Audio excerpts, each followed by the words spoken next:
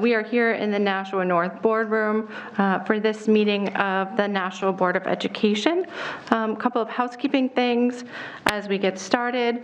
Just a reminder about the rules of decorum for participating in public meetings. One of those is that we allow the current speaker the courtesy of speaking without interruption. The public has two opportunities for public comment during this meeting. The first is for comments about items on the agenda, and I have put our sign-up sheet in the front there, and I've put the top of the page is for the first comment period, and then the bottom of the page is for the second comment period. Secondly, I ask that we don't have interruptions from the audience. And lastly, I ask that everyone follow our motion of September 27th and wear a mask while in this room. I believe that is our rules for the meeting this evening. Yep. Moving forward, Ms. Bishop, could you please call the roll? Ms. Bishop is here. Ms. Giglio? Here. Ms. Raymond? Here. Ms. Oden? Here. Ms. Brown? Here. Ms. Johnson? Present. Mr. Guarino? Here. Ms. Ziem? Here. Ms. Timmons? Here. We also have Dr. McKinney, Dr. Sarfty, Mr. Parker, Mr. Donovan, and I think we're waiting on our students, but I think everyone's accounted for. Okay, thank you, Ms. Bishop.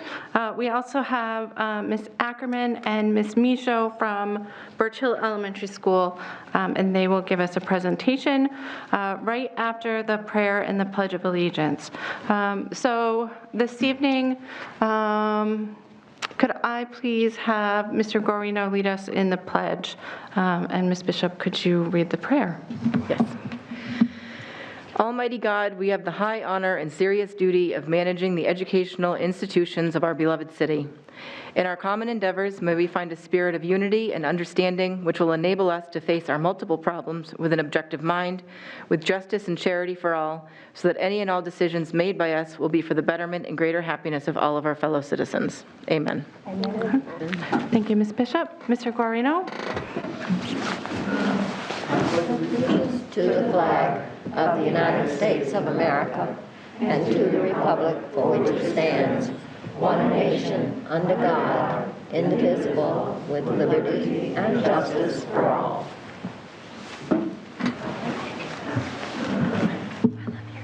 Okay, thank you, everybody.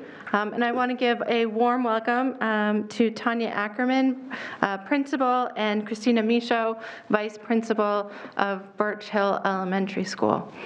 Welcome this evening. You can move that to where it's convenient. Yeah, and press it so you see the green light. All right. Good evening, everybody. Again, thank you for having us here today to share something about our wonderful school. We have a lot to share, but one of our major focuses right now is SEL. As many of you know, SEL stands for Social Emotional Learning. It can help students better understand and identify their emotions, help them develop empathy, increase self-control, and manage stress.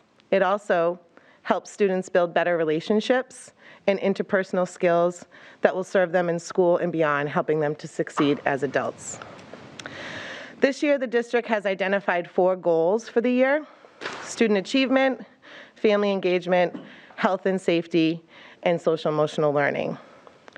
One of our school goals is that students and staff will use a variety of SEL resources, professional developments, and materials to increase their social emotional intelligence and embrace the whole child. So when we were discussing this goal with our staff and leadership team, we decided to fully implement Choose Love curriculum this year, which I think many of you have heard of. This focuses on post-traumatic growth mindset, self-awareness, self-regulation, and mindfulness. And each teacher is running with that. We also decided to implement the zones of regulation, which we're here to present today.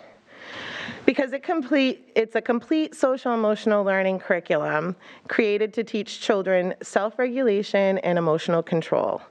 And of course, this was a big concern, especially after a pandemic, if you can imagine. It can help teach children all of the physiological sensations they feel in response to different emotions. And when kids fully understand what they're feeling, they can make sense of and regulate their emotions much better. This program will teach students to identify their emotions and levels of alertness, understand their feelings in context, use effective regulation tools, know when and how to use those tools. They'll learn how to problem solve with positive solutions and understand how their behaviors influence others' thoughts and feelings, and basically ultimately move towards an independent regulation. So Chrissy's gonna go next. I got some posters. All right, so there are 4 zones that categorize feelings and determine the zone as compared to traffic signs. So the first one is the red zone, and the red zone is used to describe extremely heightened states of alertness and intense emotions. A person may be elated or experiencing anger, rage, devastation, or fear when in the red zone. The yellow zone is also used to describe a heightened state of alertness and elevated emotions. However, one is in more control when they're in the yellow zone. A person may be experiencing stress, frustration, anxiety, excitement, silliness, the wiggles, or nervousness when in the yellow zone. The green zone is used to describe a calm state of alertness. A person may be described as happy, focused, content, or ready to learn when in the green zone. This is the zone where optimal learning occurs. And the blue zone is used to describe low states of alertness and down feelings, such as when one is sad, tired, sick, or bored. So we're in the process of providing professional development to our staff and implementing this common language. Currently, our teachers are creating a calming area for students to go if they're not in the green zone and need a space to use some tools to change their mindset and get back to learning. So I brought a couple of examples. I just ran around the school, so this is what they're intended for. No, just kidding. So one of the strategies for calming is a... You need to get closer to the mic. Oh, sorry. One of the calming strategies is Lazy 8, which is a breathing where the kids kind of breathe in and breathe out as they follow the 8, and they have that sometimes located in their calming area. Thank you. I think you're familiar with like a squish ball or a koosh ball. A lot of the teachers have some sort of a fidget of some sort that the kids can like hold on to and just look at, play to calm their body down, regulate their breathing. The kids really love these. I tried to find more of them, but I think the teachers hide them a little bit sometimes so the kids don't snag them because they love them so much. But they have a little glitter in them, and it's just a calming piece where a tool where the kids can kind of hold it, look at the glitter. Again, it's just going to calm their body, help them to start regulate, and be able to learn.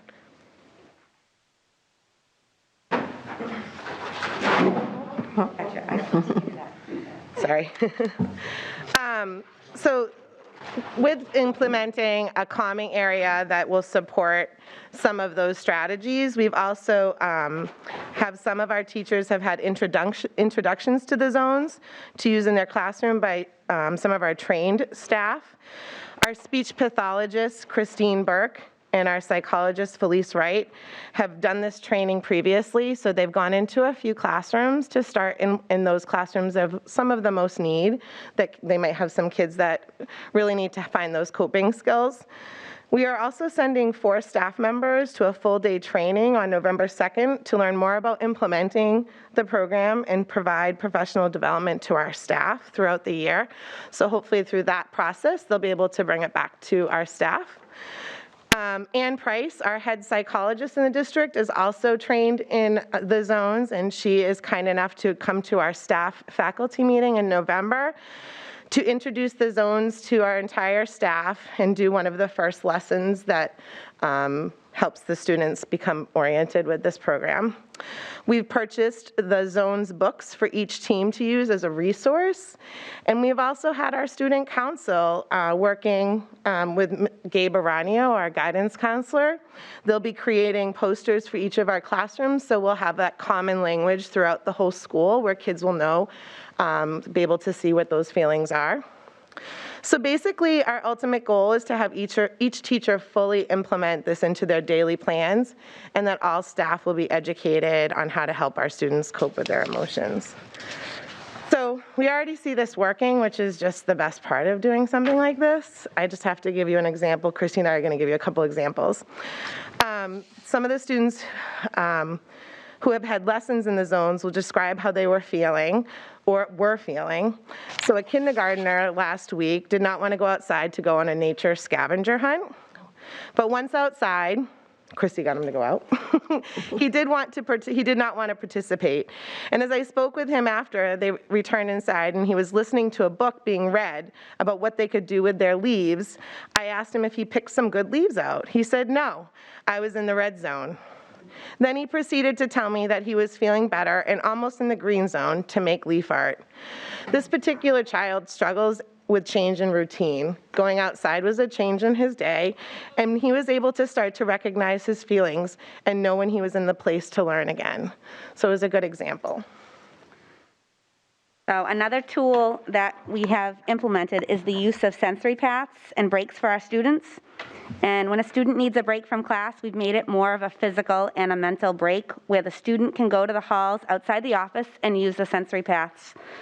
They do a variety of things, including certain yoga-like positions and poses, jumping jacks, wall push-ups, for example. This is really helpful for students with attentional issues, but all students can really benefit from this purposeful break time. It gives kids something to actually focus on and do outside of just taking a walk and getting out of the classroom for a few minutes. And this is done with our para-educators, and even Tanya and I have done this with students. We're seeing some challenging behavior coming back after a pandemic, especially in our lower grades. The students are learning to cope with the tools presented to them. Zones of regulation and choose love are ways we can help students to be in the right mindset and ready to learn. We felt as a school we needed to move forward with this immediately so we could take on the academic challenges of the year. So I did hand out a packet just with some of that information. It's pretty simple to Google it. It's all out there. But again, this is something we're going to take the year. This is our year goal. Slowly but surely trying to get to the end of the year and being able to say that we have implemented a great program that will help the kids. Do you guys have any questions or comments about anything? Thank you so much, both of you. Do you have an extra copy that we could give Tara, actually to Dr. McKinney, so that it can be scanned and put with the minutes of the meeting for anybody who wants to look at them later? That was so interesting, and I'm so excited about the sensory path. Okay, I see Ms. Zeem's hand was up. I was just wondering if this program, if the program is being implemented in other schools in our district, and if so, proportionately. It seems like a much-needed, wonderful program. Yeah, well, I think that's where we're in a place right now with our district-wide goal is to try to, do some of these programs. The same Choose Love is being, every school is using it, and other schools have implemented different strategies throughout the years. There's many schools that use zones. I know Bicentennial was using it, and I'm sure there's a few others because I know I've talked to other principals. I'd say maybe half, but there's other programs very similar to this. Well, we can look forward to hearing from the other schools and seeing what their programs are, because this is obviously a great program. Thank you for coming. Thanks for having us. Thank you, Ms. Zeem. Did anyone else have any questions or comments? Anybody? Okay. Well, thank you so much for coming and bringing this to us. I'm excited to see how this works and how it works in conjunction with the Choose Love program.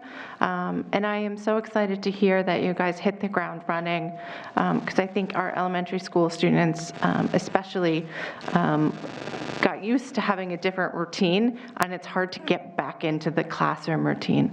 And especially for those first or second graders who never really experienced it before, and they're being expected to do more academically than they would their first time in school. So thank you so much. I really appreciate you coming out tonight.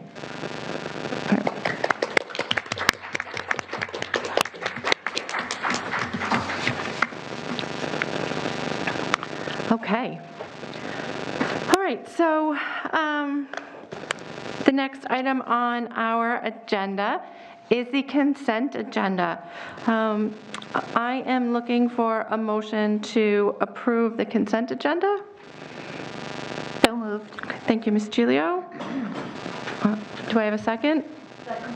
Okay, thank you, Ms. Oden. Okay. Any discussion regarding the consent agenda? Yes, go ahead. Ms. Johnson? Thank you. I will not be voting on the consent agenda because nothing is verbatim minutes anymore. It's all a summary. And I think that I don't care what other districts do. We are Nashua, and the people should have the right that they shouldn't have to go and listen to videos, that they should be able to go and just read it. So I won't vote on it. I think it's a shame that we're just summarizing everything now. Thank you. Okay, thank you, Ms. Johnson. All right, anyone else?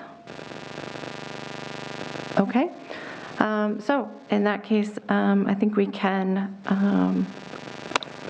call all those in favor of approving the consent agenda.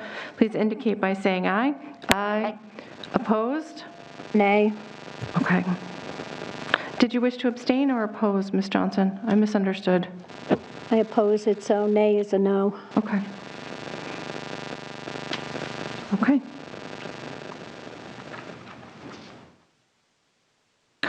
All right, so we have no items removed from the consent agenda.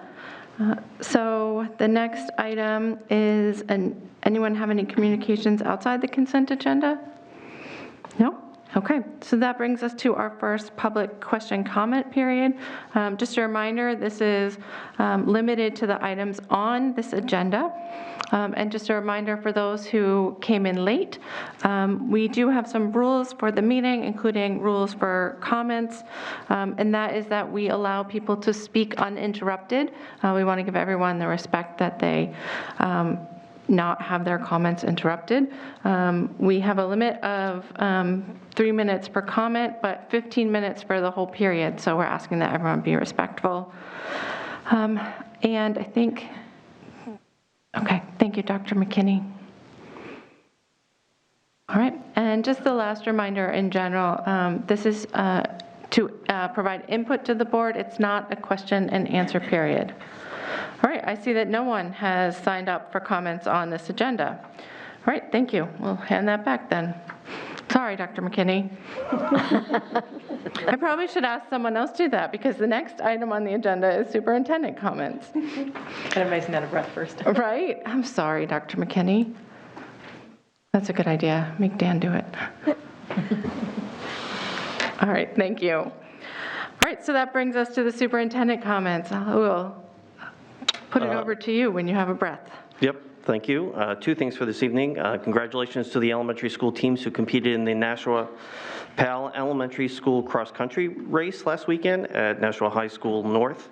10 Nashua elementary schools fielded very competitive teams, with teams placing in each of the 4 different races. There were 2K races open to students in grades 2 to 3, 3K races open to students in grades 4 to 5, and here are the team results. Girls in 2K race, Birch Hill Elementary School won the race, with Maine Dunstable placing second. In the boys' 2K race, Bicentennial Elementary School placed third. Girls' 3K race, Maine Dunstable won the race, and Birch Hill placed second, with Charlotte Ave placing third. And in the boys 3K race, Sunset Heights placed third. I just want to thank the many parents and staff volunteers who supported these teams and made a big difference in preparing them and conditioning the students for this great annual fall event. Again, thank you and congratulations. And then an announcement from the National Art Honor Society, going out to all fans of Halloween. Both Nashua High School North and Nashua High School South chapters of the National Art Honor Society recently contributed their talents to Scare New Hampshire this Halloween season. The members painted 32-foot panels used to decorate an open-air haunted trail that helps to raise funds, and the funds are used to refurbish lightly used costumes and purchase new costumes for local trick-or-treaters. Scare New Hampshire stands for Secondhand Costume Annual Redistribution Effort. Our thanks to our Creative Art Honor Society members for making this season extra special for so many little Halloween fans. The open-air haunted trail located at 1 Cheshire Street is open this weekend, Friday and Saturday, 6 to 9, and Sunday, Halloween, also from 6 to 9 p.m. And that's all. Thank you. Thank you, Dr. McKinney. I just want to check. It's 1 Cheshire Street, correct? Okay, and that's here in Nashua? Yes, that's correct. Okay. Does anyone have any questions or comments for Dr. McKinney regarding his superintendent comments? Okay. Oh, go ahead, Mr. Correno. I would just like to reiterate thanks to the teachers and the parents, and especially the police officers who put together the Police Athletic League cross country. My kids did it for years when they were in elementary and in middle school, and it's just a great thing for the kids. So I think we owe them a great thank you to those who put this together. So I just wanted to reiterate that. So thanks. All right, thank you, Mr. Correno. All right, the next item on the agenda is the student member of the board comments, but I see that they are not here. Ms. Timmons? I did get a text from them. They didn't get the agenda, so I apologize to them. So I'm sorry, they didn't realize we had a meeting? Right, and they didn't get the agenda, so they may come in late. Okay. Does anyone have any objection to giving the student members a chance if they wish to have comments when they arrive? Okay. All right, seeing no objections, we will offer that to them. Okay, so the Committee on Budget doesn't meet until February. Next, you have the Committee on Finance and Operations. You guys were quite busy this last time. Ms. Johnson. Thank you. Yeah, we had 2 months kind of rolled in together. So, but it was a good meeting, a little bit long, but it was good. We always have a good meeting. I'd like to recommend to approve the contract with Mosaic in the amount of $70,368 for new food service software update funded by the CARES grant. I'll second that. Okay, does anyone have any questions or comments regarding Ms. Johnson's motion? Okay. All in favor of approving the contract with Mosaic in the amount of $70,368 for new food service software, software update funded by the CARES grant, indicate by saying aye. Aye. Any opposed? Okay. I'd like to recommend to approve the new standalone video server with CSI edit chair in the amount of $21,262 funded by the Perkins V grant. Second. Okay. Any questions or comments? Okay. All in favor of approving the new standalone video server in the amount of $21,262 funded by the Perkins 5, indicate by saying aye. Aye. Opposed? Okay. I'd like to recommend to approve the contracts to Siemens for 3 years in the amount of $18,518, $19,074, and $19,646, and CTI for 3 years at $158,243 per year, funding from HVAC maintenance, 91.1.22.2620.54243. Second. Okay, seconded by Ms. Oden. Any questions or comments on this motion? I did have a question, and maybe Ms. Johnson or Mr. Donovan could answer it. I'm understanding that Birch Hill and Maine Dunstable are next after the middle school project on the list of renovations. Is that why this is a 3-year? Do we think that we will get into the renovation process before that? No, this is more for just maintenance of the existing units. So we did add, I believe, those 2 schools, but their systems are much older. Right. But that's probably one of the reasons why they're in turn to be upgraded, so. Okay. All right, thank you. Any other questions or comments? No? Okay. All in favor of approving the contracts to Siemens for 3 years in the amounts of $18,518, $19,074, and $19,646, and CTI for 3 years at $158,243. The funding to come from HVAC maintenance. Please indicate by saying aye. Aye. Opposed? Okay. I'd like to recommend to approve the FY22 August transfer report. Second. Okay. Any questions or comments on the August transfer report? All right. All in favor of approving the FY22 August transfer report, please say aye. Aye. Any opposed? Okay. I'd like to recommend to approve the FY22 September transfer report. Second. Okay. Any questions, comments? No? All right, all in favor of approving the FY22 September transfer report, please indicate by saying aye. Aye. Any opposed? Okay. And that's the end of my committee reports. All right, thank you very Thank you. much. Okay, next is the Committee on Policy. Ms. Bishop, you were very, very busy as well. Getting stuff done. Just cleaning up, getting rid of policies that are redundant. I hate clutter, so do it everywhere. Okay, so our committee met on August 19th. The first one that we're going to review, I move to approve policy GCFA, election appointment of personnel. Second.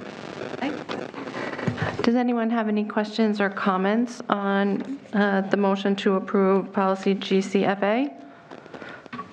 Okay, all in favor of approving policy GCFA, please indicate by saying aye. Aye. Opposed? Okay. Okay, I move to rescind policy 8215, approve staffing levels. Okay, second. I will second. Okay, seconded by Mr. Guarino. Questions or comments? No. All in favor of rescinding policy 8215, please say aye. Aye. Opposed? I move to approve policy GCK, professional staff assignments and transfers. Second. Okay. Okay, seconded by Ms. Seem. Any questions or comments? Okay, Ms. Brown, I think I saw first, and then Ms. Johnson. I just wanted to double check that this aligns with the current contract in place. The policy aligns with it. Thank you. I'm sorry, I didn't see, did someone nod or something? I did. Ms. Bishop gave me a nod. Okay, thank you. I did eye contact and nodding. Okay. Lots of nonverbals. All right. Which are great for TV. Ms. Johnson? Yes, why did we delete F, a need for balance in school staff, age, sex, or other? What? GCK, right? We're on, GCK, professional staff assignments and transfers? yes, F. There was a line, that you're removing that line? And you removed that one, then you put F, an expected leave of absence, illness, or resignation. G now became an opportunity to provide for growth and experience, but F You eliminated F, a need for balance in the school staff, age, sex, or other. Why was that eliminated? Hold on, I'm getting to it. Mr. Parker, can you speak to that? We removed that in the recommendation of HR because we didn't feel it was necessary. Because in our policies, when new people come in, they get information, Your mic, Mr. Parker. sorry, aspects of this are in other policies. So the Sorry. HR director, Move your microphone closer to your, yeah, there you go. is that better? Oh, yes, much. Okay. So in the recommendation of HR, Okay, so F is in another policy. Is that what it is? there are aspects of it in other policies. Oh, again, There are aspects of it in other policies and in our procedures. So we removed that. Okay, I'm just kind of, I wish we referenced where this was. Okay. I'm not going to support this, thank you. okay, thank you, Ms. Johnson. Any other questions or comments on GCK? All right, in that case, all in favor of approving policy GCK, please indicate by saying aye. Aye. Opposed? No? Okay.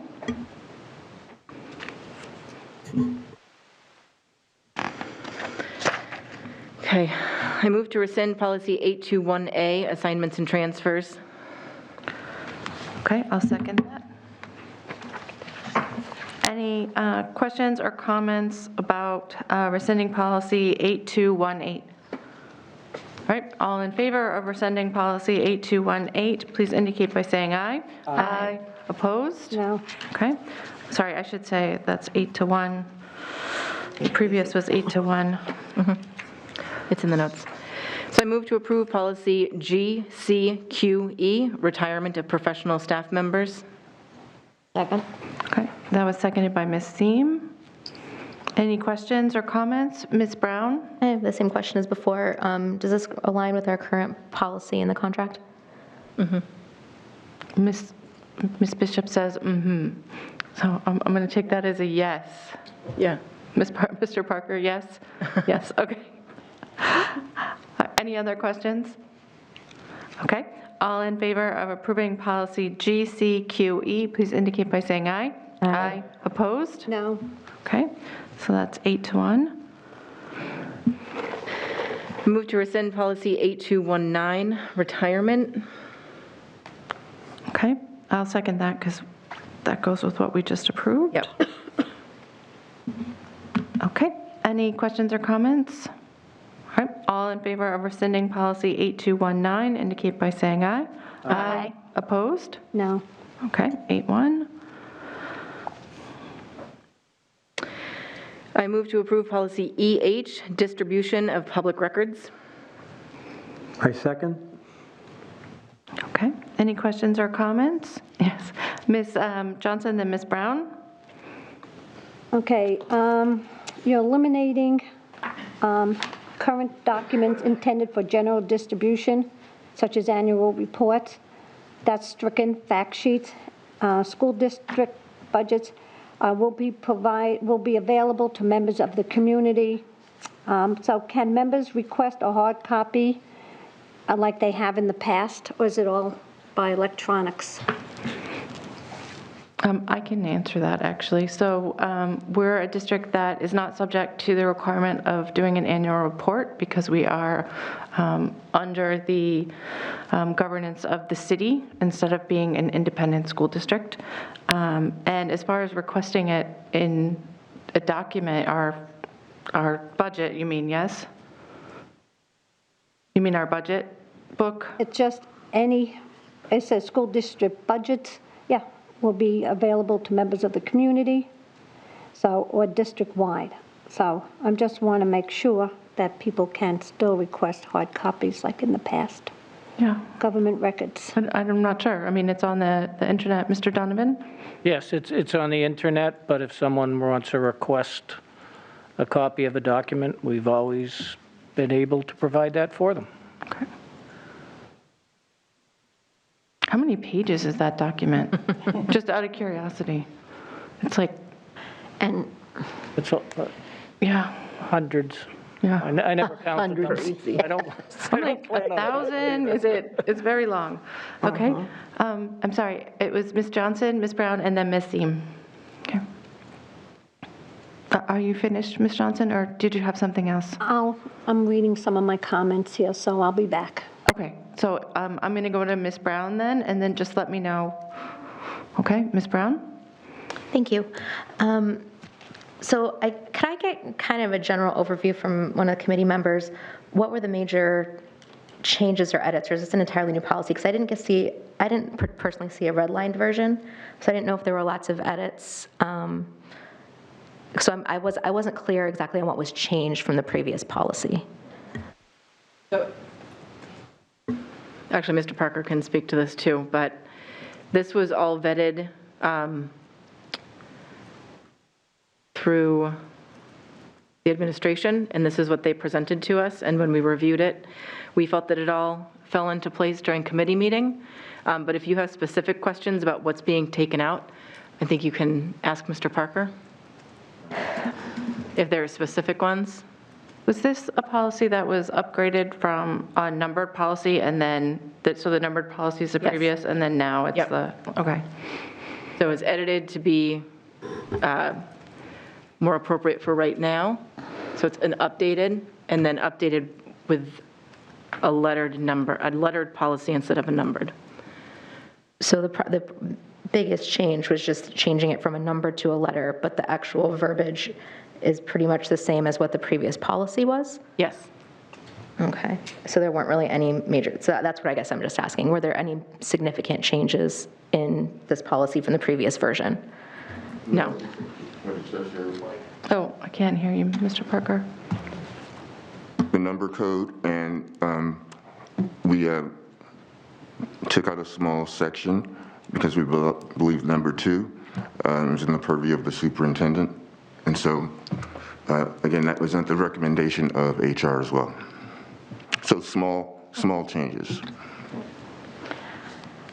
I'm probably going to not support this, not because I don't think you guys did a great job, but I don't quite understand what I'm looking at. I don't know if it's because the transfer between the digital copy versus a hard copy. So I'm probably not going to support it. Thank you. Okay, Ms. Seem? I have a couple of things. First, I was part of that committee, and one of the things with most of these recommendations to rescind, it was interesting to look at the dates on these policies. They were quite old and redundant, but not only redundant, but as you evolve, you change. And so I tried to be as conscientious as you know how to be. I mean, these things can, but when I looked at the date, I could not argue with them. And then secondly, that was just kind of sad. That wasn't my intent to really say. Going back to the budget that you were talking about previously, it was interesting to me that one of the candidates, I was watching the candidates who are running for office this week, as I hope we all are, because that's how you get exposed to who they are. But anyway, the budget was quoted in that meeting as being $200 million. Our budget is not $200 million, and so it was interesting, it was encouraging to me.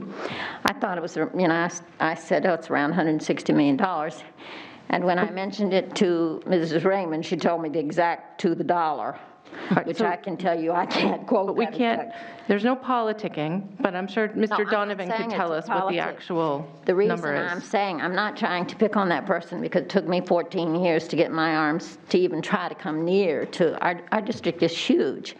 But I think it's interesting for the public to know that what our budget is, because we can't spend money we don't have, and we frequently have things that we would like to do for the district, for our students, such as, we were talking earlier about, we would like to have remote learning, but we don't have teachers for that. We don't have adequate staff to man that. And so I do think it's important for the public to know these things, because I want them to know if we had the money, we would do it. But who wouldn't want to do that if you could do it? So all I'm trying to say is that we have a huge district, and as we can, if we can insert information, for the public. And I think it's interesting for the public to know how much our budget is, because it sounds like a lot of money, but we have over 11,000 students, and it just goes on and on and on. So I think it's interesting for us to know. But that was certainly not intended as a criticism of anybody, because I can tell you I made many a mistake in my 14 years, many. Thank you. Thank you, Ms. Seem. Ms. Johnson? Thank you. In the case of other requests for records, the superintendent will determine within 5 days of the request whether the records can be met. I'm just kind of curious about this. All districts retain records. What would make the superintendent records be denied? And there shouldn't be any cost for mailing, but what would we deny other than student records? That the superintendent couldn't make the request to give the information. So I would think maybe if it had identifying information in it for students or personnel. So We wouldn't even count that. We don't even, well, personnel. right, we don't do that now. I mean, a lot of this mirrors exactly what we're doing now. It's just updated, but probably Dr. McKinney can speak more to what you're asking. So if there are any concerns about responding to right-to-know requests or giving public information, we work closely with the city's attorney and take advisement from there. Anything that violates student confidentiality or employee privacy are not included. Okay, because, well, that kind of throws me, because you wouldn't give student information, so what else would be with the right-to-know law, other than we know what the requirements are, that you wouldn't give student information. Personnel information is public most of the time anyway, unless there's something in the folder. I mean, salary is public, you know, but you wouldn't give any information about it. There's reprimands in the folder no matter what. So that's standard. You know, so what else would we be talking to council for, basically? Council reviews all right-to-know requests. I would say we have high compliance with giving a lot of information. There's a very narrow scope where information would be withheld or redacted. Okay, thank you.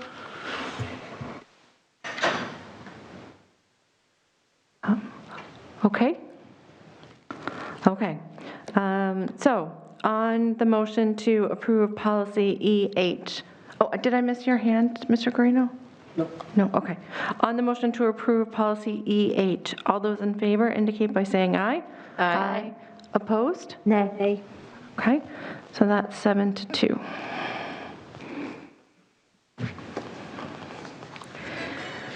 Okay, the next bunch we actually have, hold on. Sorry, I'm moving to rescind policy 11212, which is the old distribution of public records. I'll second. Second? Okay. Any questions or concerns on rescinding that policy? Okay. So on the motion to rescind policy 11212, please indicate your agreement by saying aye. Aye. Aye. All opposed? Nay. Okay, 7-2 as well. 8-1. Oh, I'm sorry, I thought I heard 2 nays. Was I incorrect? I voted against it. I voted for it. Oh, okay, thank you. Jess, did you do the last one too? I voted against the last one, but I know we have to have a policy on the books. Yeah. And one policy, that's why I voted to rescind since the last one went by. Just making sure my, All right, thank you for correcting me. That's important. Okay. so the next, I move to approve policy EHAB, data governance and security. Second. Okay. Any questions or comments on policy EHAB? No? Okay. All in favor of approving, Sorry, before we go, I just want to thank Mr. Rodriguez who put this together. It's a fantastic policy, and he worked really hard on it and presented it to us in committee. And I just want to give a shout out for all the hard work he put into this. This is a newly created policy. So we were happy to have that presented to us. Okay, That's all. good. It seems timely too, as you know, we've spent the last year having a lot more data flying around. Yep. So, okay, all those in favor of approving policy EHAB, please indicate by saying aye. Aye. Aye. Opposed? Okay, so that one's everybody. The next one, I move to approve policy JBAA-R, sexual discrimination, sexual harassment, and sexual violence students appendix. Okay, I'll second that. Any questions or comments? No? Okay. I will say I was happy to see this. So all those in favor of approving JBAA-R, please indicate by saying aye. Aye. Opposed?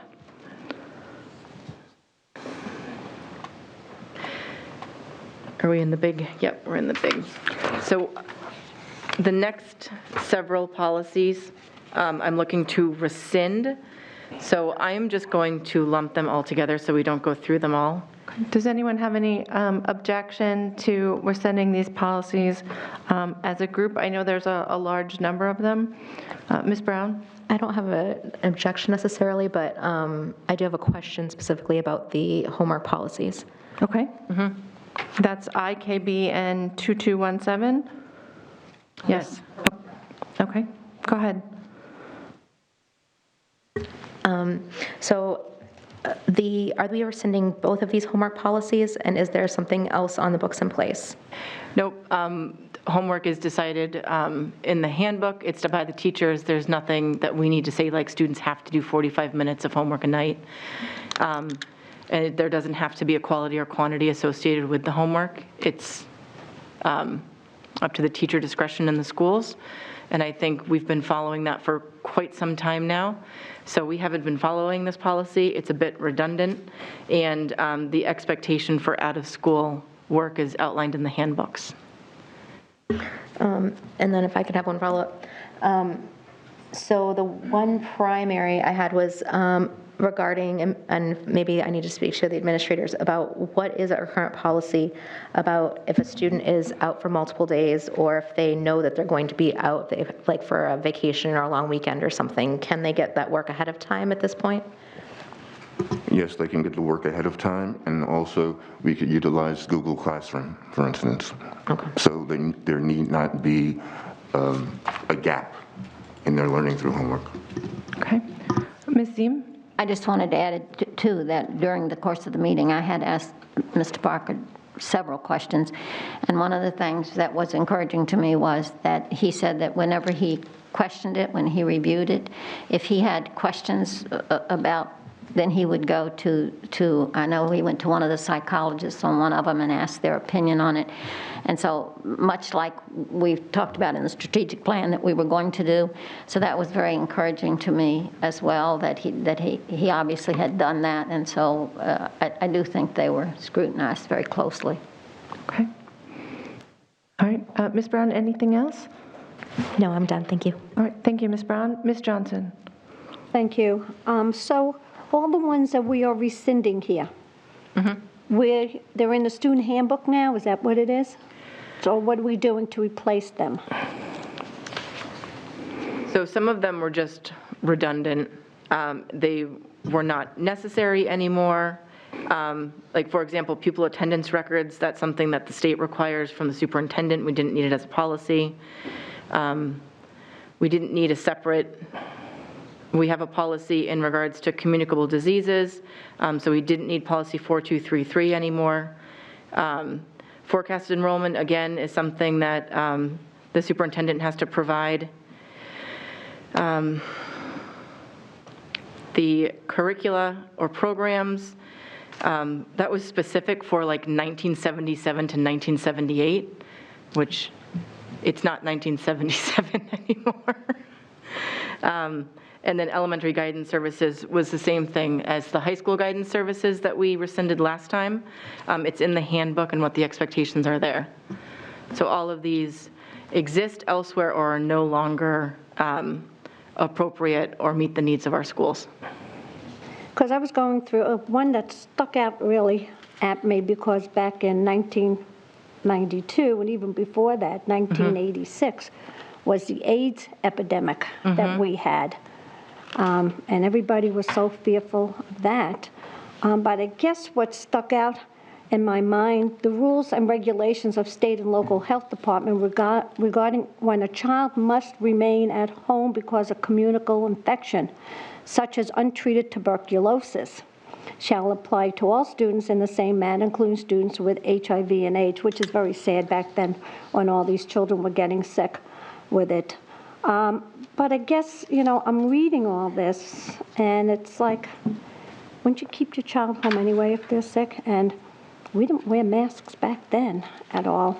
At the option of the child's parents or eligible child, a team composed of the child, where appropriate, the parents, the child's personal physician, and the designated school representative may convene as to needed to assist in both medical and educational decisions in the best interest of the child. So I guess back then we talked about the parents talking about what's in the best interest of the child, which I don't think we do now. Thank you very much. Thank you. Okay. Dr. McKinney?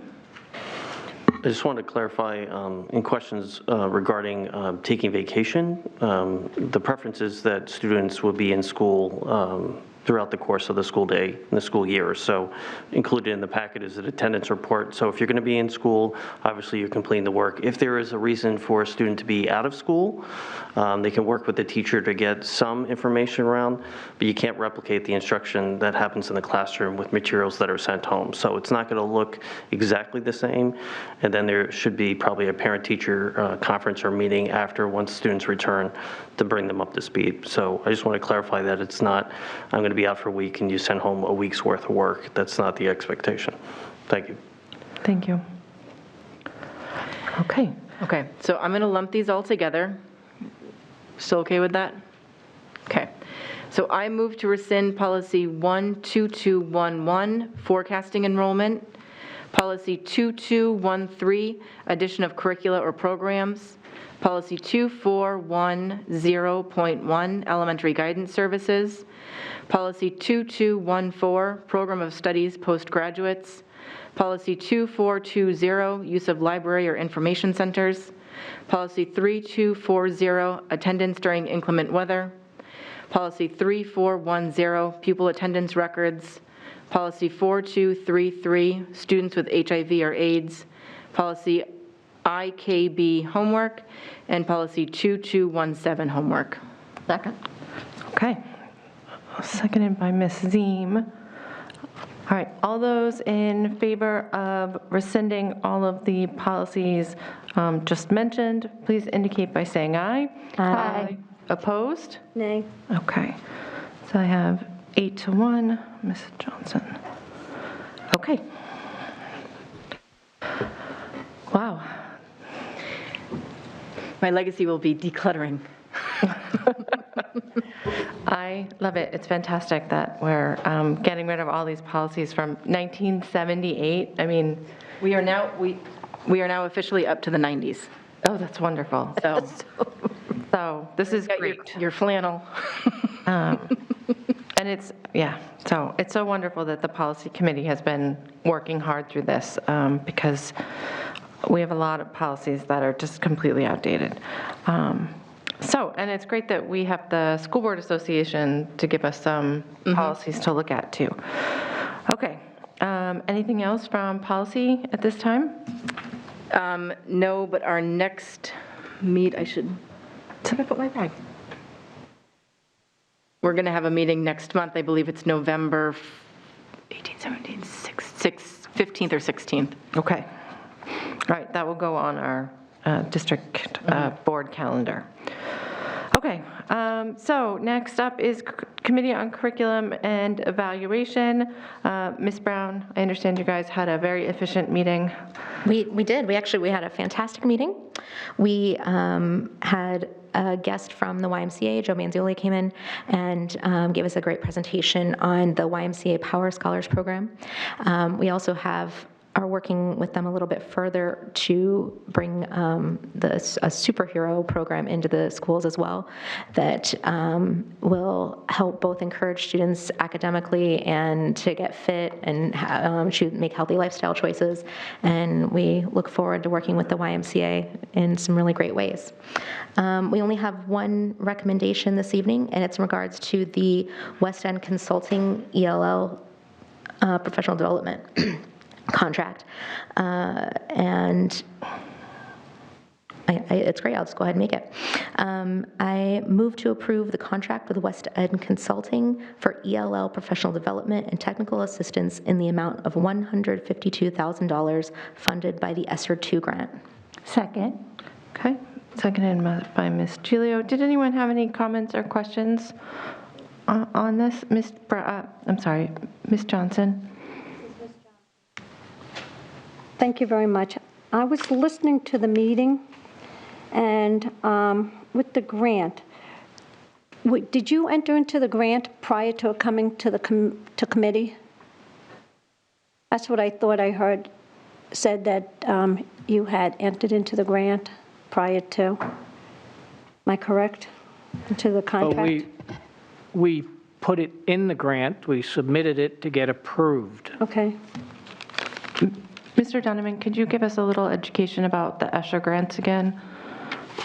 Yes, so what we've been doing with Escher Grants, because it takes time, so we still have to follow our policies, but basically what we do sometimes is we'll submit to make sure that the grant can approve it, especially if it's something somewhat questionable. If it's fairly straightforward, we may not need to do that, but if it's questionable, we get the state to approve it because we don't want to waste any time in district and with the board getting contracts approved if the grant will not end up approving it. So typically that's the first step, and then we bring it through the typical process, which we're doing with this through curriculum to the full board. Okay, thank you. Thank you. What happens if the board, if you've gotten something pre-approved through the state, but then the board doesn't approve it? That's fine, then we can just change the amount in the grant. We can spend it on something else. Okay, thank you. Any other questions regarding this contract? Okay. I had a quick one. Does this get us off to a good start with our work with the DOJ settlement regarding our ELL needs? I see Dr. McKinney nodding, but Absolutely, yes. We've had a wonderful session planning with all of our facilitators. We are ready to go. Our facilitators will get their first round of training from West Ed on November 2nd. They have a full day, and then they will start delivering instruction to our teachers on December 8th, I believe. Okay. Do we have anything else that we see coming up for working on that ELL agreement that goes into the plan for this year? I know we have a 3-year plan.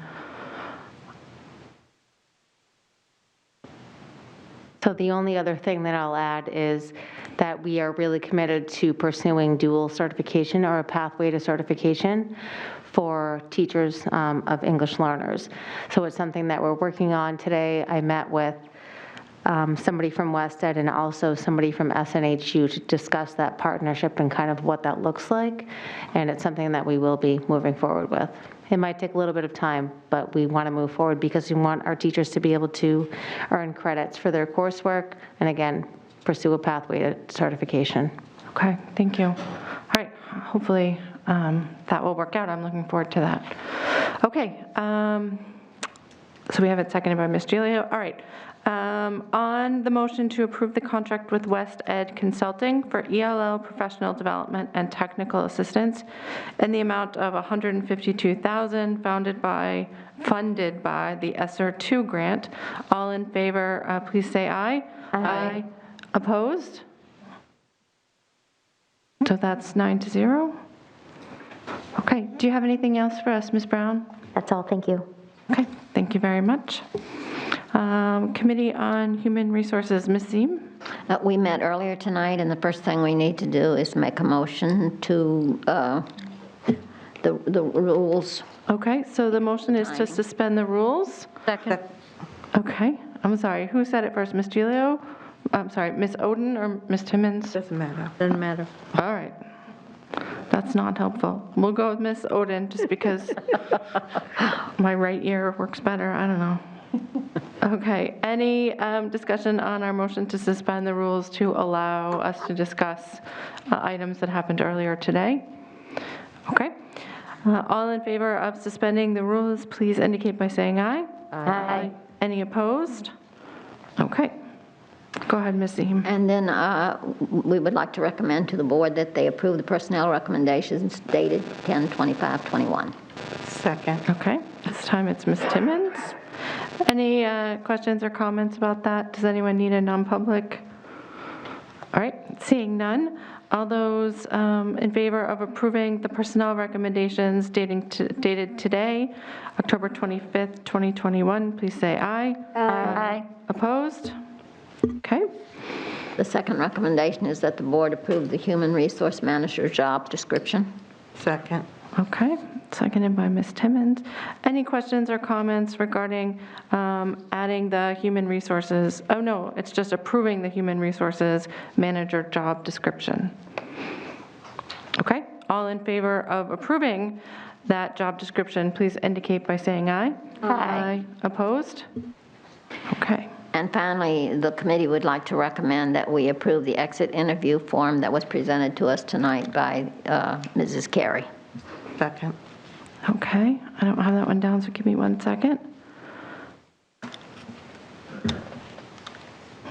Okay, and that was, I have a copy of that. We have a copy. You want a copy? I don't, but Mrs. Timmons, my printer is not working, but she brought one, and I'm sure she's happy to share it with you. Okay. Actually, it was a wonderful thing because I don't think we've been doing it, and it sounded like we're going to. We got that in our packet. Yeah. I'm sorry. I thought it was presented tonight. No. But I've read it already. It just, she was saying that they will consolidate the information as it comes in, and then, of course, we can use it to make improvements. And I think we have a great new HR director. yes. okay. And that was Ms. Ziem and Ms. Timmons again? Yes. So the motion is to approve the new exit interview form that was presented at HR this evening. All in favor, please say aye. Aye. Opposed? Okay, 9-0. Okay, anything else this evening, Ms. That's Dean? it. Thank you. Okay, do we have any liaison reports today? Okay, I don't see any. The JSSBC will be meeting this Thursday, so we will have a liaison report for that next time. The other item to note is that I heard from BWP on Saturday morning that the job posting for the superintendent went live on Saturday. So anybody wishing to be a superintendent or stay a superintendent can go online and see the job description as of now.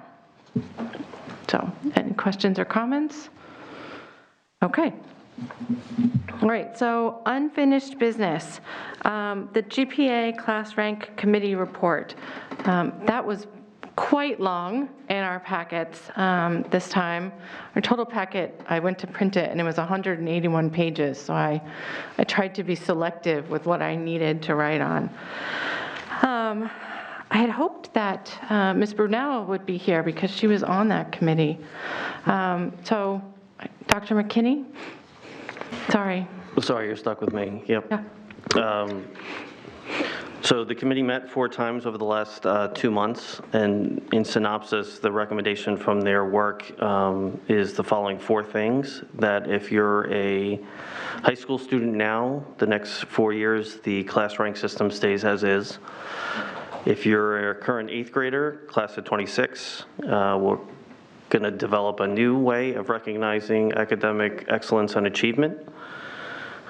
3, we want to revisit the GPA scale and align it with competencies. If you look at some of the profiles in the back of the report, you can see we don't really have a 4.0 scale. We have a 5.40 scale and a 4.20 scale. So they want to realign those so it's a little cleaner to understand. And then lastly, the task force would like to continue working and then come back mid-February with the recommendations that would go in place for the 8th graders going forward, because that's the time of year when they'll be given information about courses, do course selection. We visit the middle schools. Not that 8th graders are overly invested in what's going to happen 4 years down the road, but giving them ample due notice around what's going to be ahead for them over the next 4 years. So that's the recommendations from the task force. I apologize for the length of the report, but there's some enthusiastic students on there who basically worked. We had some work sessions. Kids brought their technology in there, reviewed the results. The surveys went out to families in the needs assessment last June. There are specific questions in there around GPA, class rank, etc. So that's a synopsis of that. Happy to answer any questions. And if the board needs more time, when the students are here, they could speak to it as well. Okay. Thank you. Thank you, Dr. McKinney. I was thrilled with the link. There was a lot of work that went into that, and a lot of meat to read through. It looks like these kids, our scholars really put a lot of time and effort into this. And I've heard from several outside of school about how passionate they were about doing the research and presenting the research in a way that the board could understand. So I don't know how successful they are because I'm old, but if anybody has any comments or questions that perhaps Dr. McKinney could answer. Okay. Was that a hand, Ms. Johnson? I'll let Mr. Guarino go first. Okay, thank you. Mr. Guarino and then Ms. Johnson? Thank you. I just wanted to congratulate the parents, the teachers, and the students who were on this committee, as well as the staff. And they did a lot of work.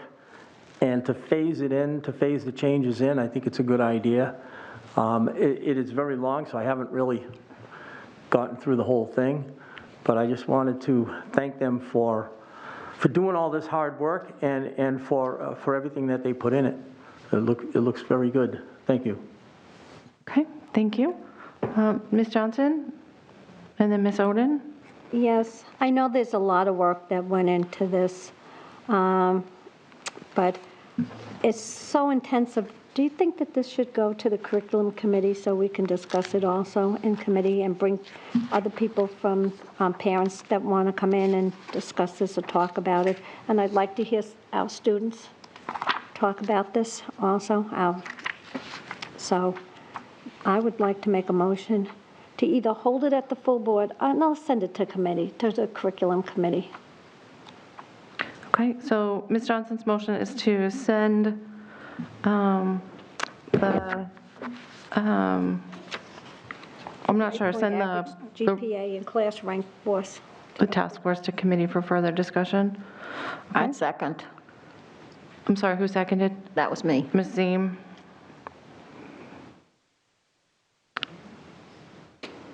And I guess the question I have then is it policy committee because these are policies about these things, or is it curriculum committee? I'm not sure. Maybe you should go to both.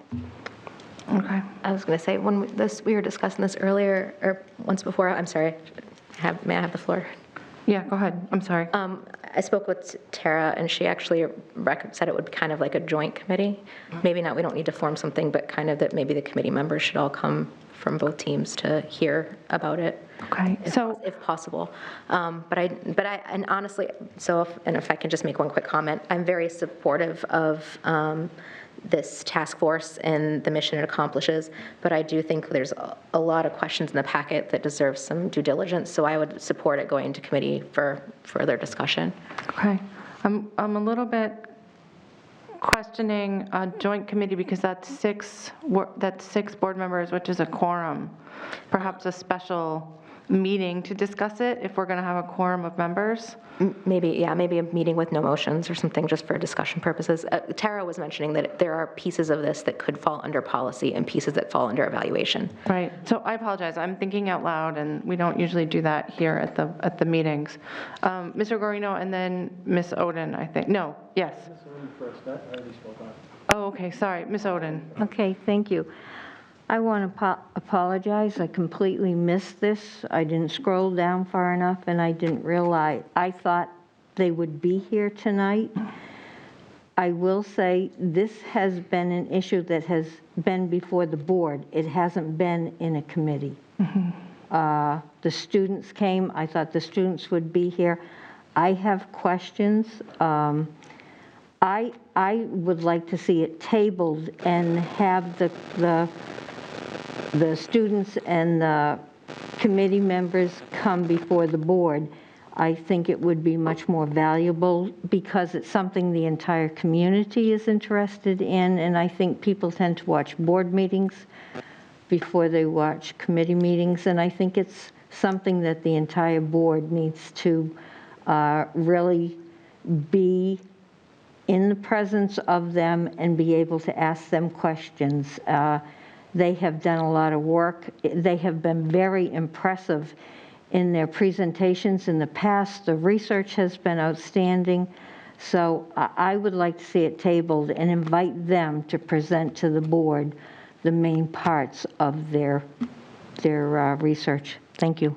Thank you, Ms. Oden. Can I ask that you hold on your motion to table if you're willing, so that I think Ms. Bishop had a question and Mr. Guarino too, and Ms. Johnson. I'll withdraw my motion, so this way you'll be to go to committee. Okay. So Ms. Johnson withdraws her motion. That's fine. Are you okay too? That's okay. fine. And then Ms. Oden, are you willing to wait on your motion to table because it's not debatable, to allow the couple of questions that we have? Yes, I certainly am. Thank you. That's the way it had been done in the past, and I always thought it was part of the policy, but I think it's just consideration. I have no problem doing that. Thank you very much, Ms. Oden. Okay, Ms. Bishop, then Mr. Guarino. I just have a question for administration on this. Are we going to be getting some guidance on if we were to change GPA class rank, how that affects college admissions and college standings? I know I went to college just a long time ago, but this was a big indicator in where you went, along with SAT scores. So I'd like to make sure that we're not just focusing solely on high school, but what effect this is going to have on their future endeavors as well. We certainly can get more information. One of the committee members is a parent, also works at a higher ed institution, and was able to speak to that dynamic. So a lot of higher eds basically redo their calculations for their admissions. So it's not something we're taking away from our students, but if you'd like more information, I can make sure we have that available to the board. And do we still do that packet of like, when you graduate Nashua High School, these are what our stats are that like the colleges can tap into to see like an A at Nashua High and an A at BG, like how they are weighted differently, if they're weighted differently, just kind of the schools standing amongst the other schools? Am I dating myself? Does that not even happen anymore? Not aware of the ones with the other schools, but the profile sheets that you see in here from both high schools are what's available to higher eds when they're looking to see what does a GPA from this school mean. Right. Okay. I think our former board member, student board member, Haley Sweeney, had done a large research project on how class rank and higher ed kind of fit together. And I remember her presenting it to the board, 3 years ago. So it might be, someone said 3 years ago, it might be worth it to go back into the archives and find out what she said, because she was instrumental in getting this task force going as well. Okay, Mr. Guarino? Sure. Real quickly, I agree with Ms. Oden that we should have this at the board level, since it crosses committee interest. And from what I'm reading here, it looks Dr. McKinney said that the task force or this committee has more work to do, and they want to bring it back anyways, so for approval, and looking at 2022. But I agree with Ms. Oden. I'm leaning in that way, that we do set some time aside in our committee, so that way we can have public input, because usually we don't actually do public input in the committees anyways, but I think it would be better that way. Okay. So. Ms. Ziem? Well, it would also be nice for anybody that wasn't on the committee who might, going back to the strategic plan, we were going to pass our policies through the teachers kind of before we brought it to the board, because they have hands-on experience that we don't have. And so it would give them an opportunity as well to come to the meeting if they chose to. Hopefully they're listening tonight and they'll show up for the meeting when it happens, so that they can, if they have any questions or concerns, they can voice them. So it sounds like a great idea, Mrs. Oden. Okay. Does anybody have any objection to trying to schedule this as a special meeting as opposed to one of our regular meetings? It sounds like there's quite a bit of discussion to be had. Okay. All right, Ms. Oden, you had a motion. I move to table the, oh God, my glasses. The report on the GPA class rank committee report until a special meeting is scheduled for the discussion, the presentation. I'll second. Okay. So on the motion to table the GPA class rank task force report to a special meeting. Hold on, I can't write fast enough. All in favor say aye. Aye. Opposed? Okay.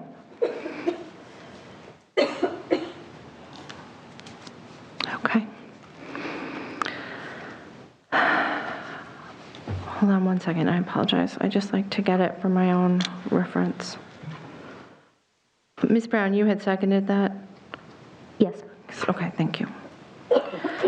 Okay, does anyone have any other unfinished business for the board this evening? Okay, new business. We have a memo from Pam Davies, our grant writer, and she has another grant for us, which is fantastic. I feel like every single time we meet, Ms. Davies has a grant for us, so that's amazing and I love it. All right, so in our packet there was a memo, and I'll just read it. It says, I'm pleased to inform you that the Nashua School District has been selected as a New Hampshire Hunger Solutions Hannaford Foundation Grant Award recipient in the amount of $6,000 to support food pantries at the high schools. Our staff responsible for the food pantries at both Nashua North and Nashua South, along with our district, McKinney-Vento liaison, were instrumental in creating a plan to use these funds to help the district best support our students in need. The goods purchased will enable our pantries to increase their reach and to provide food and preparation options best suited to students' needs. No matching funding is required. Ms. Davies, Nashua School District's grant writer, will submit all required reporting by the end of the grant term, December 31st, 2021, and she recommends that we move to approve the New Hampshire Hunger Solutions Hannaford Foundation grant in the amount of $6,000. So moved. Okay, do we have a second? Second. Seconded by Ms. Brown. Okay, so does anyone have any questions or comments on this grant? Okay. Did Dr. McKinney or Mr. Parker, did either of you want to speak to informational about the pantries that we have beyond that they exist and students are able to access them? Yeah, I find this very exciting. You know, we're meeting a need, we're supporting members of our community, and so this will just help facilitate those efforts that are currently going on, and so we're thrilled. If students are in need of additional food resources, like wanting to use the pantries or needing to use the pantries, who do they speak to? They can speak to the principal. Okay, thank you. Okay, on the motion to approve the New Hampshire Hunger Solutions Hannaford Foundation grant in the amount of $6,000, all in favor say aye. Aye. Any opposed? Okay, 9-0. The next new business item I have is the Auditorium Commission appointments. Dr. McKinney, can you speak to this? Because I didn't know that this existed until I heard about it last week. That makes two of us, but of course, Ms. Kinsella knew about it. This has been a commission that's been in place for a number of years. Annually, the board approves membership, so included in your packet is a little piece of history there and making recommendations to approve. Typically, it's the principal, the music teacher, somebody from plant operations, and then we have a long-time member of the commission who's been there as well. So it would be a 3-year term from 22 to 25. Okay, and so you're recommending that we approve, that we move to approve Matthew Posca, Julia Oliver, Sean Smith, and Dennis Schneider to the Edmund Keefe Auditorium Commission for a 3-year term from 2022 to 2025. Does anyone want to make that motion? So moved. Okay, Mr. Guarino makes the motion. Second. Okay, and it is seconded by Ms. Gilio. And I thought I saw a hand. Ms. Brown? Oh, and Ms. Johnson. So I actually it's a comment. I worked for Symphony New Hampshire for 7 years as their community engagement coordinator, and I just want to kind of give a shout out to the arts community and what a gem the Keefe Auditorium is that we have at the Elm Street Middle School. A little bit of history on it. It's been here as long as the school, obviously, and it's the second largest theater in the state. And when I was working for the symphony, we actually had an acoustic expert come in and grade the symphony or grade the hall, and there's a Beak Plus acoustical rating. It's the seating capacity in that place rivals any place else in New England. It's one of the only places they've ever done a symphony called the New World Symphony. We built out the stage when we included over 100 members of the chorus, the symphony itself, and it really was something that has only been performed in the United States a handful of times. It's the home field, the home court for the Symphony New Hampshire, and also so many different organizations around the city who use it, actor singers, almost all the dance companies in the area, and of course the Elm Street Middle School uses it. It's got wings, it's got lighting, it's a fantastic facility, and to build that kind of facility with today's money, we just couldn't do it acoustically. So it really is a gem, and I just want to say that's all I want to talk about is how fantastic that piece of history is here in Nashua and what a gift it is. Thank you. Thank you, Ms. Brown. That's really interesting, and I didn't know any of that either, so thank you for educating us this evening. Ms. Johnson? Thank you. So it looks on this sheet that we've got some expired committee members on the commission. Have they been replaced at all? Or because expired March 31st, 2021. Okay, we're going into 2022. We've got the Board of Ed representative, so we're good with that, and they're not quite expired. We've got a reps from the arts community, which was expired on December 31st, 2020. Then we have another rep, Nashua Community, December 31st, 2020, and we've got one coming up on the 31st of December of 2021. So do we know if any of these been replaced? Because it says here, 2 members shall be appointed by the mayor, and confirmed by the Board of Aldermen. 2 members shall be appointed by the President of the Board of Aldermen and confirmed by the Board of Aldermen. So do we know if the mayor's done anything like this at this point in time? And I see on here, there's only 1 woman on here. Maybe we need some more women on here. But I'm kind of confused here as to, are these still open commission positions here? Sorry, we were trying to look at it on my teeny tiny screen, and Mr. Guarino has it printed out. So the question you have is, so we're responsible for these 4 that were on our memo. And the question you have is, what about the rest of the commission? Right, that the mayor and the president of the Board of Aldermen are supposed to appoint. So if we're supposed to have 1, 2, 3, 4, 5, 6, 7, 8 members altogether on the committee, do we have all 8 members at this point in time, or are we short the members and we need to see if anybody in the community would like to become part of this commission? We can reach out and get that information and bring it back to the board for the next meeting. Thank you very much. Okay. Any other questions or comments about the commission? No? Okay. A big thank you to Ms. Kinsella for keeping us on track with this. All in favor of approving the 4 people that the board is responsible for the auditorium, the Edmund Keefe Auditorium Commission, please indicate by saying aye. Aye. Any opposed? Okay. Congratulations to those folks. I should have asked, they're aware of this appointment, right? We didn't just approve them without discussing it with them? They are now. Yeah. We're aware ahead of time. Okay. Forever. Oh, my goodness. All right. That is all I have on my agenda for new business. That brings us to our second public comments period. Again, the public comment period is for 15 minutes. We ask that you not interrupt people when they are speaking.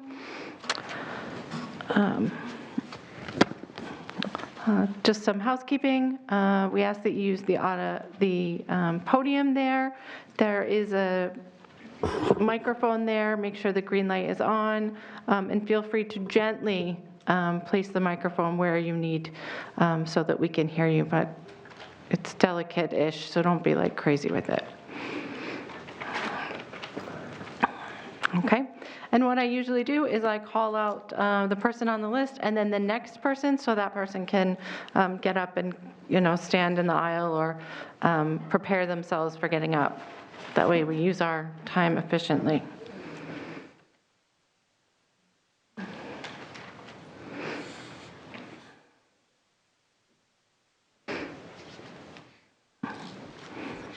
It looks like we have some last-minute signups. While we're doing that, I just wanted to bring everyone's attention to an attendance grid that was in the back of our packets. It looks like our attendance for the first couple months of the year has been fantastic. The lowest attendance rate is 88%. All of the other schools are 90% or above on attendance rates this year, which is great. I think it speaks to the fact that the kids want to be back in school. So that's wonderful. And hopefully with some of the behavioral programs that our elementary school teachers are implementing, hopefully that will help them to enjoy their time back as well. Okay. Thank you, Mr. Donovan. When you get up to the microphone, please state your name and address for the record. Okay, first I have Sonia Prince, and then after that I have Sarah Paratore. Okay. So Ms. Prince, feel free to move the microphone where it's convenient and make sure that the green light is shining. All right, go ahead. Hi, Sonia Prince, 49. It's not on. Try pressing the button.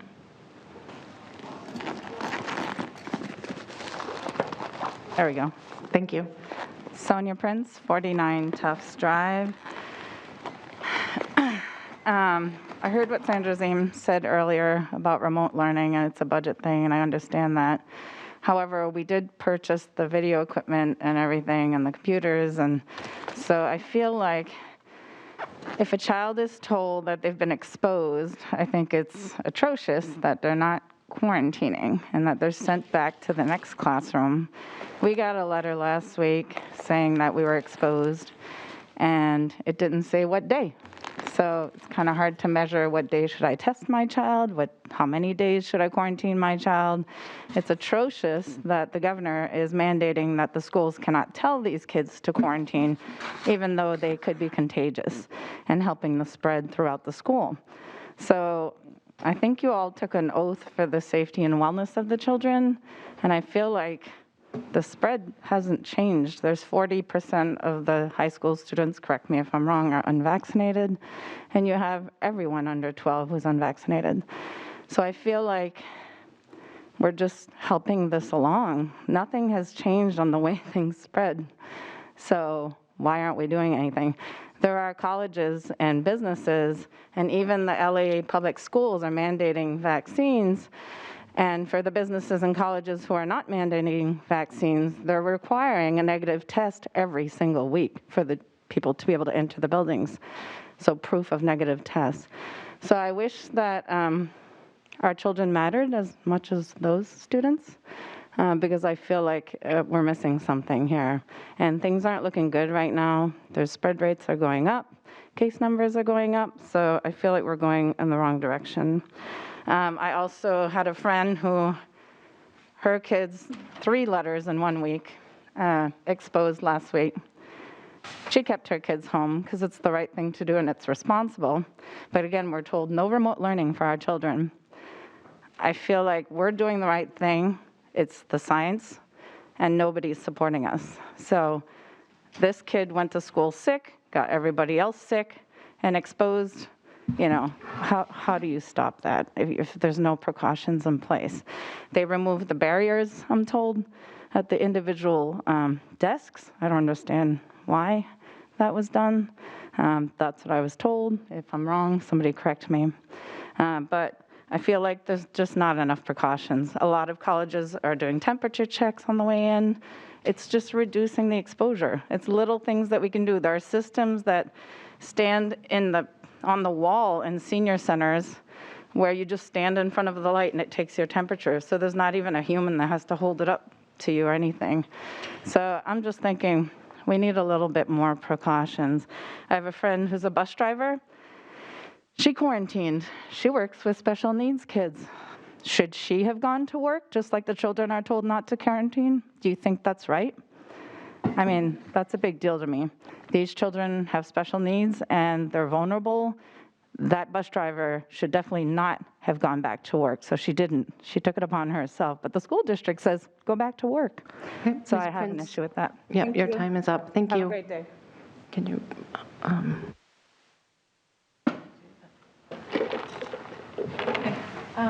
Thank you, Sarah Paratore, and then after that is Jonathan Spira-Savitt. Hi, can you hear me? Not really. No. Did you turn it off, Ms. Prince? No. Okay. The green light is on. Okay, I think it's just angling. My name is Sarah Paratore. Thank you for voting recently to require masks at these meetings. It allows me to attend safely, so I wanted to thank you for that. I have similar concerns to Ms. Prince. We recently received a letter saying my son was exposed in his 4th period class. We got the letter on October 12th. The last time he was in that classroom was October 8th. And over the course of the 4 days, he visited his 82-year-old grandmother at her assisted living facility, met with her friends, and potentially brought that virus into a closed, safe environment. There are things that can be done without a lot of effort. Even notifying students in a classroom that there's a potential for a case before it's confirmed would be, I think, more responsible, because it would allow people in that group of exposed individuals to curtail their own activities until they know for sure that something is testing is needed. And I fear that the coming cold weather is going to exacerbate the situation, and I'm just wondering what the board has considered in terms of ways to mitigate the spread that we are contributing to in the community. So I appreciate it if you could consider some options to help protect our students. I understand that there's no remote learning, but I think our students deserve more care than they're getting right now. And there's a lot of not complicated ways to implement those things. Thank you. Okay. Thank you very much. Okay, next is Jonathan Spira-Sabat, and after that is Roger Doucette. Please don't forget to state your address for the record. Did Rabbi John leave? Okay, I think Rabbi John has left, so that makes it Roger Doucette's turn. And then after that is Sue Newman. Please don't forget to state your name and address for the record. My name is Roger Doucette. I live at 20 Marshall Street. On Friday, September 17th, WMUR reported child COVID-19 cases numbers spiked across the country. Officials at Children's Hospital at Dartmouth said they have not seen any marked increases in pediatric critical care. Most children admitted with COVID-19 have had mild to moderate respiratory symptoms, or fever or dehydration. With that in mind, let's look at New Hampshire-aged school kids.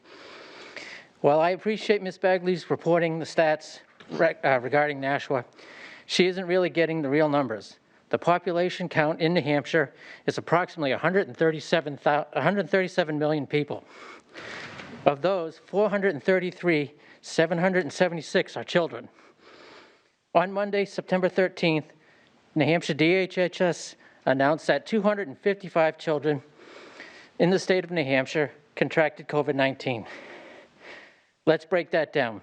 255 divided by 433,776. That comes out to 0.059% of New Hampshire children's population. On Friday, September 17th, DHS announced that 104 children in the state of New Hampshire contracted COVID-19. Again, 104 divided by 433,776 equals 0.0002%. I don't see how that is substantial or any way, shape, or form, but that's okay.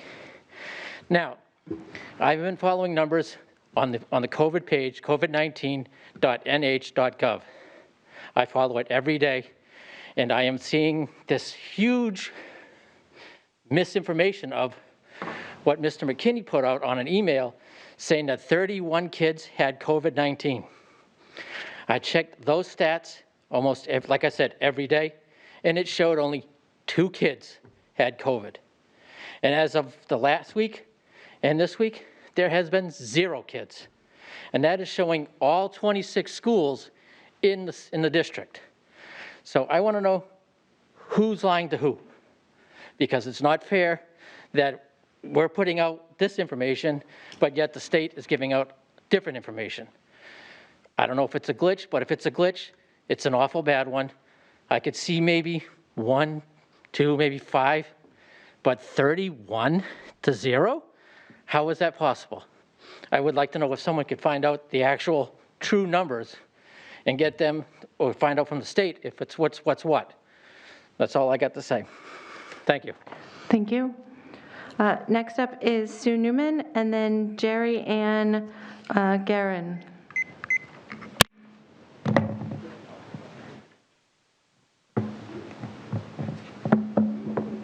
Sue Newman, 25 Charlotte Avenue.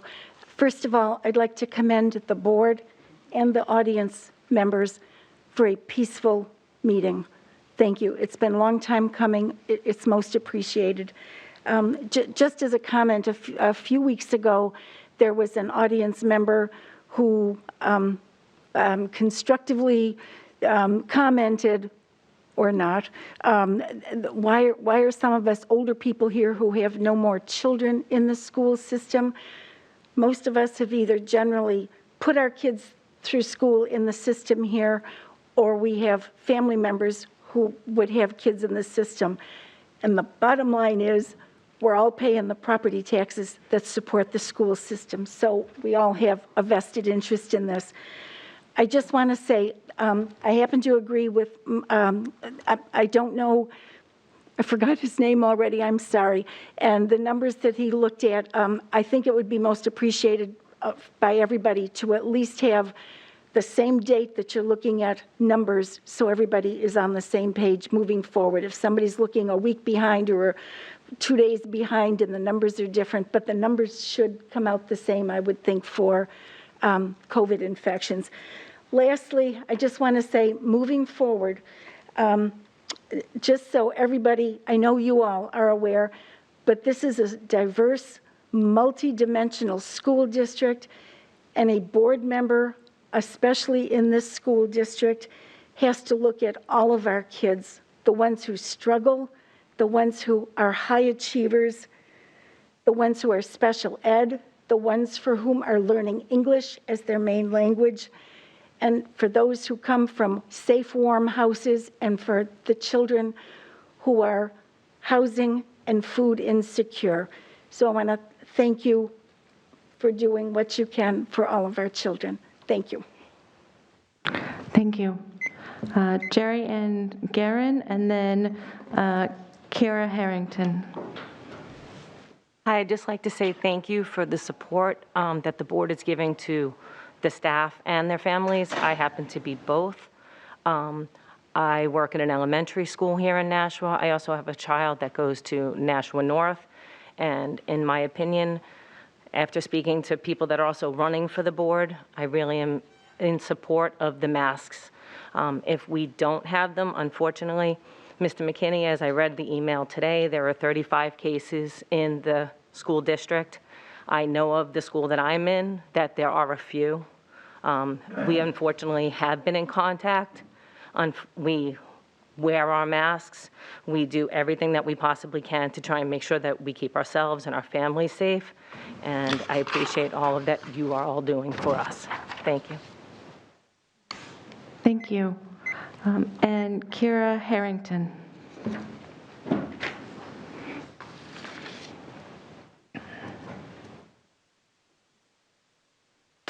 Kyra. I'm sorry, can I interrupt you? Are you a student, miss? Okay, I'm just going to strike your address from the record because that's private for you. So please go ahead. I'm a student at Nashua High School North. I have to say that wearing masks, I mean, everyone's saying wearing masks is safe, but what really is happening inside the mask is that you're breathing in carbon dioxide that you're breathing out, and you're breathing it back in. So you're not really getting any air. And so it's really unsafe because there's no oxygen going through. And the germs that's on the masks, we're literally breathing in. So there's that happening, and I think remote learning was hard for me because I couldn't I had to set up appointments to talk to my teachers and have help. I have an IEP at this school, so I needed the help that I needed, but I wasn't able to get that help that I needed because the teachers either had other meetings with other students or they weren't just going to take me and do work with me. So I had a hard time passing my grades and stuff because of that reason. I went to South for 2 years. I am here for my first year, and it's fun, I guess. But like I said, remote learning was hard for me, and wearing masks is also making kids sick. So. Okay, thank you, Ms. Harrington, for coming to speak with us tonight. All right, so that concludes this evening's public comment period. I did write down, Dr. McKinney, we've been getting a lot of inquiries from the public and some of our representatives about the disparities between your Monday or Tuesday emails with the weeks count and what they're finding on the COVID-19 dashboard. Can you speak to that? Because I don't understand it either, and I don't know if anybody else on the board understands what the gap is, so it just seems like we're all here, a chance to answer that question. I can't speak in detail to all those things, but when we report out, we're reporting a week in arrears or back. So those are the numbers that are reported by the schools. There's certainly a delay between what we report here at the school to the city and the state. But as far as an overall comprehensive answer, I could bring something forward for the next meeting. Any questions that we have, they can go to the COVID-19 at nashua.edu. Ms. Hines and the nurses have been responding to those. We can give a more comprehensive answer as to why that happens. Okay, thank you, because I'm really curious. I know yours are like a Monday through Friday last week. Yep. But I don't understand how the state gets their data. So. I'm not going to pretend I know either, but I'll do my best to find out. Okay, thank you very much. Okay, so that brings us to the board member comments. I'm going to start with Ms. Ziem and go around this way, just because I like to switch up every now and then for fun. Any objections to that? No. No? Okay, Ms. Ziem? Oh, also, before people leave, there's a pair of purple glasses. Okay. Yep. Okay. I'm glad it's not mine. I just bought them. They're expensive. I'm going to take my mask down because I don't think you'll hear me. It does muffle it. I just want to say very quickly to assure you all that while we may not agree with everything you say, as you don't agree with everything we say, we always care about every one of you. I really think that there's not a person on this board who doesn't have the greater good at heart. It's just that in this climate, sometimes it's a no-win. 50% think the mask's good, 49% think it's not good. That's a lose-lose, folks. Whichever way you go, you've got almost 50% of the population down your throat. But I would just beg you, implore you, not to ever think that this board doesn't care, because we certainly wouldn't be here week after week, year after year. You just wouldn't do it if you didn't care. And I don't think there's one person on this board who doesn't care about the greater good of our kids. And thank you all for engaging. The really good thing that has come and can come even better in the future is engagement. We need our community to be engaged. We need to hear from our students. You were very refreshing. We don't get too many students, so it's wonderful to see one of our students come up and share with us how she feels about what's going on in our schools. And certainly we will continue to do the best we know how to do to protect you the best way we know how, because we do care. Never doubt that. Thank you. Thank you, Ms. Ziem. Ms. Timmons? I agree with everything Ms. Zing just said. That's my sentiment as well. Thank you. Thank you, Ms. Timmons. Ms. Bishop? I don't have anything. Okay. I'm going to go now because people tend to forget me when I go to the end and go rush to adjourn. So I just wanted to mention, for folks who don't know, trick-or-treating in Nashua is on Halloween night from 6 to 8 p.m. It is not the Saturday, the day before Halloween. It's Sunday night. So anybody who is looking to trick-or-treat or has kids, that's Sunday. Okay. Go ahead, Ms. Giglio. I just want to thank Dr. McKinney for what we're doing, excuse me, at the beginning of our meetings by having different schools present some of the positive things that are happening in our schools. It starts the meeting off on such a high note, and I really appreciate it. And I think it's something we should continue to do forever. Thank you. Okay, thank you. Mr. Guarino? Thank you, Madam President. I want to thank Ms. Ziem for her comments about the greater good. I like to call it the common good. The common good exists.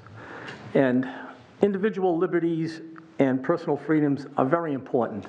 And a lot of people lately feel as though they haven't had the ability to, or they've had those personal liberties taken away.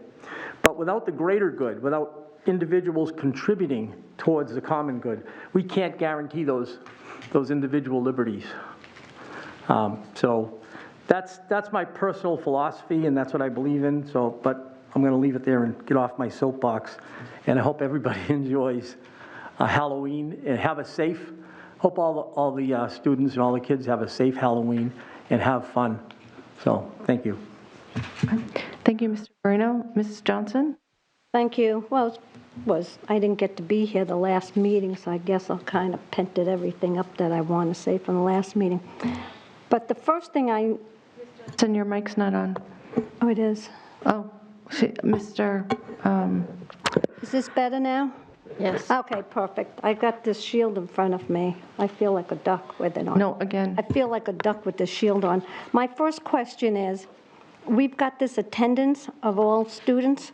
Is these the exact numbers of all the students that are in the school, in each school? Or is this just the students that are attending?